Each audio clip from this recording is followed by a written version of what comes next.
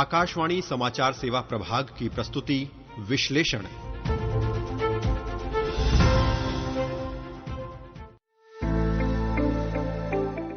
नमस्कार, आकाशवाणी के कार्यक्रम विश्लेषण में आपका स्वागत है। मैं हूँ वैष्णवी। आज के कार्यक्रम का विषय है पीएम आशा, किसानों के सशक्तिकरण के लिए एमएसपी आधारित मूल्य समर्थन को मजबूत करना। किसानों के लिए सिर्फ अच्छी फसल पैदा करना ही पर्याप्त नहीं है, उतना ही जरूरी है कि उन्हें अपनी उपज का उचित और लाभकारी मूल्य भी मिले। अक्सर फसल की कीमतों में उतार चढ़ाव किसानों के लिए बड़ी चुनौती बन जाता है, खासकर कटाई के समय। अगर बाजार भाव न्यूनतम समर्थन मूल्य यानी एमएसपी से नीचे चला जाए तो किसान को अपनी उपज कम कीमत पर बेचने की मजबूरी हो सकती है। इसी चुनौती को देखते हुए सरकार ने प्रधानमंत्री अन्नदाता आय संरक्षण अभियान यानी पीएम आशा की शुरुआत सितंबर 2018 में की थी। इस योजना का उद्देश्य है किसानों को उनकी उपज का उचित मूल्य दिलाना, एमएसपी के प्रभावी कार्यान्वयन को मजबूत करना और किसानों को मजबूरी में कम कीमत पर फसल बेचने से बचाना। पीएम आशा के अंतर्गत दालों, तिलहन और खोपरा जैसी फसलों की खरीद नेफेड और एनसीसीएफ जैसी संस्थाओं के माध्यम से की जाती है। तो आखिर पीएम आशा किस तरह काम करती है, इस योजना के प्रमुख घटक क्या है और किसानों को एमएसपी का लाभ दिलाने में इसकी क्या भूमिका है, इसी को समझने की कोशिश करेंगे आज के विश्लेषण में। आइए शुरुआत करते हैं हमारी पहली रिपोर्ट से।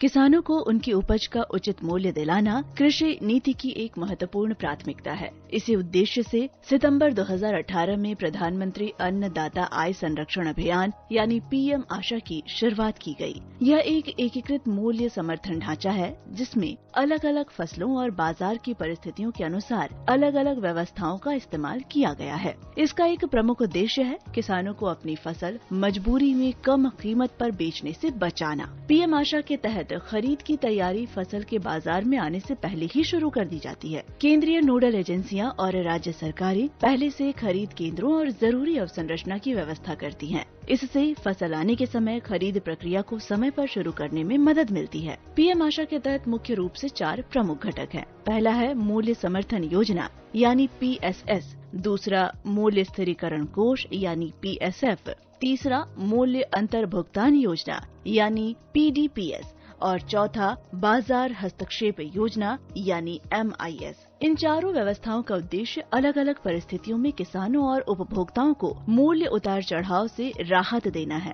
अब बात करते हैं मूल्य समर्थन योजना यानी पीएसएस की। जब कटाई के समय बाजार में किसी फसल की कीमत एमएसपी से नीचे चली जाती है तो पीएसएस के तहत एमएसपी पर फसल खरीदने की व्यवस्था की जाती है। इसमें मुख्य रूप से दालें, तिलहन और खोपरा शामिल हैं। राज्य सरकारों के अनुरोध पर नेफेड और एनसीसीएफ जैसी एजेंसियों के माध्यम से खरीद की जाती है। खरीद वर्ष 2024-25 से दालों, तिलहन और खोपरा की खरीद की शुरुआत में किसी राज्य या केंद्र शासित प्रदेश के कुल उत्पादन के 25% तक अनुमति दी गई है। हालांकि घरेलू दलहन उत्पादन को बढ़ावा देने और आयात पर निर्भरता कम करने के लिए तुअर, उड़द और मसूर की खरीद राज्य के उत्पादन के 100% तक करने की अनुमति है। पीएम आशा का दूसरा महत्वपूर्ण घटक है मूल्य स्थिरीकरण कोष यानी पीएसएफ। इसका उद्देश्य दालों, प्याज और आलू जैसी जरूरी वस्तुओं की कीमतों में अत्यधिक उतार चढ़ाव को नियंत्रित करना है। कटाई के मौसम में इन वस्तुओं की खरीद कर बफर स्टॉक बनाया जाता है और जब बाजार में कीमतें बढ़ने लगती है तो जरूरत के अनुसार इनका स्टॉक बाजार में जारी किया जा सकता है। इससे उपभोक्ताओं को अचानक बढ़ी कीमतों से राहत देने में मदद मिलती है। इस तरह पीएम आशा केवल किसानों के लिए मूल्य सुरक्षा की व्यवस्था नहीं है, यह किसानों की आय के साथ साथ उपभोक्ताओं के लिए कीमतों में स्थिरता बनाए रखने का भी प्रयास है।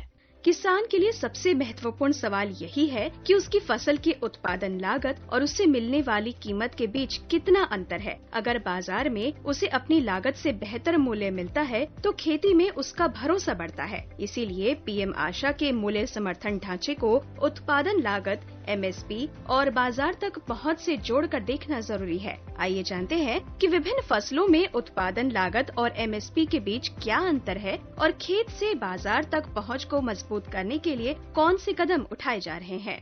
पीएम आशा का तीसरा महत्वपूर्ण घटक है मूल्य अंतर भुगतान योजना यानी पीडीपीएस। इस व्यवस्था में किसानों की उपज को सरकार द्वारा भौतिक रूप से खरीदना जरूरी नहीं होता। इसके बजाय अधिसूचित बाजारों में एमएसपी और वास्तविक बाजार मूल्य के बीच के अंतर का भुगतान सीधे किसानों के बैंक खातों में किया जाता है। ये भुगतान एमएसपी मूल्य के अधिकतम 15% तक हो सकता है। पीडीपीएस का मुख्य इस्तेमाल तिलहन के लिए किया जाता है। इस व्यवस्था से बड़े पैमाने पर सरकारी खरीद और भंडारण के लिए जरूरी अवसंरचना की आवश्यकता कम होती है। साथ ही किसान बाजार में अपनी फसल बेच सकते हैं और उन्हें एमएसपी का मूल्य संरक्षण भी मिलता है। पीएम आशा का चौथा घटक है बाजार हस्तक्षेप योजना यानी एमआईएस। ये योजना उन जल्द खराब होने वाले कृषि और बागवानी उत्पादों के लिए है जिन पर एमएसपी लागू नहीं होता। इनमें टमाटर, प्याज और आलू जैसे उत्पाद शामिल हैं। जब इन वस्तुओं की बाजार कीमतें पिछले सामान्य सत्र की तुलना में कम से कम 10% तक गिर जाती हैं, तब बाजार हस्तक्षेप की व्यवस्था लागू की जा सकती है। इस व्यवस्था में केंद्र और राज्य सरकारों के बीच लागत साझा की जाती है और नेफेड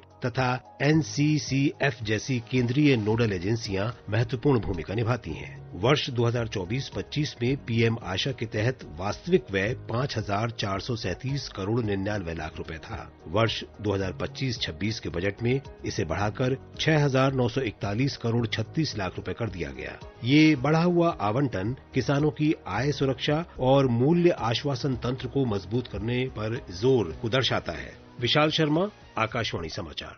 पीएम आशा की पूरी व्यवस्था को देखें तो इसका उद्देश्य केवल सरकार द्वारा फसल खरीदना नहीं है। इसका व्यापक लक्ष्य है किसानों को मूल्य सुरक्षा, बाजार में बेहतर पहुंच और अपनी उपज के लिए लाभकारी मूल्य का भरोसा देना। आइए जानते हैं इस रिपोर्ट से। पीएम आशा के अंतर्गत मूल्य समर्थन का एक महत्वपूर्ण उद्देश्य ये सुनिश्चित करना है कि किसानों को उनकी उत्पादन लागत से बेहतर मूल्य मिले। वर्ष 2026-27 के आंकड़ों पर अगर नजर डालें तो धान सामान्य किस्म की उत्पादन लागत 1,627 रूपए प्रति क्विंटल है, जबकि इसका एमएसपी 2,441 रूपए प्रति क्विंटल है। यानी लागत और एमएसपी के बीच 814 रूपए प्रति क्विंटल का अंतर है। इसी तरह सोयाबीन पीली किस्म की उत्पादन लागत 3,805 रूपए प्रति क्विंटल है और एमएसपी 5,708 रूपए प्रति क्विंटल है। यहाँ अंतर 1,903 रूपए प्रति क्विंटल का है। वही बात गेहूं की करें तो गेहूं की उत्पादन लागत 1,239 रूपए प्रति क्विंटल और एमएसपी 2,585 रूपए प्रति क्विंटल है। यानी लागत और एमएसपी के बीच 1,346 रूपए प्रति क्विंटल का अंतर है। जूट की उत्पादन लागत 3,662 रूपए प्रति क्विंटल है, जबकि एमएसपी 5,925 रूपए प्रति क्विंटल है। यहाँ अंतर 2,293 रूपए प्रति क्विंटल का है। इस तरह एमएसपी और उत्पादन लागत के बीच का लाभकारी अंतर किसानों को मूल्य सुरक्षा देने में महत्वपूर्ण भूमिका निभाता है। लेकिन किसान को बेहतर मूल्य तभी मिल सकता है जब उसके पास अपनी उपज को बाजार तक पहुंचाने की बेहतर सुविधा भी हो। इसीलिए सरकार ने कृषि विपणन और फसल कटाई के बाद की अवसंरचना को मजबूत करने के लिए कृषि अवसंरचना कोष यानी AIF और ई-नैम जैसी पहल की शुरुआत की है। कृषि अवसंरचना कोष के अंतर्गत 2,14,437 परियोजनाओं के लिए 96,426 करोड़ रुपए के ऋण स्वीकार किए गए हैं। वहीं ई-नैम ने 23 राज्यों और 4 केंद्र शासित प्रदेशों की 1,656 मंडियों को एकीकृत किया है। भंडारण और कृषि विपणन के लिए भी बुनियादी ढांचा तैयार किया जा रहा है। सरकार ने 25,081 कृषि विपणन अवसंरचना परियोजनाओं के साथ साथ करीब 992 लाख मीट्रिक टन से भी अधिक भंडारण क्षमता वाले 50,249 गोदामों को मंजूरी दी है। पीएम आशा में हाल के सुधारों के अंतर्गत किसानों के बायोमेट्रिक प्रमाणीकरण, पूर्व पंजीकृत किसानों से सीधी खरीद और टमाटर, प्याज तथा आलू के लिए परिवहन सहायता जैसी व्यवस्थाएं भी शुरू की गई हैं। किसानों की आय और उनकी उपज का उचित मूल्य कृषि क्षेत्र की मजबूती के लिए बेहद महत्वपूर्ण है। पीएम आशा इसी दिशा में एक ऐसा ढांचा उपलब्ध कराती है जिसमें किसानों को बाजार की कीमतों में अचानक गिरावट से सुरक्षा देने की कोशिश की जाती है। आज के विश्लेषण कार्यक्रम में बस इतना ही। इस कार्यक्रम को तैयार किया है हमारी सहयोगी श्रेया पाठक ने। तकनीकी सहयोग दिया है अरुणदीप सिंह ने। नमस्कार।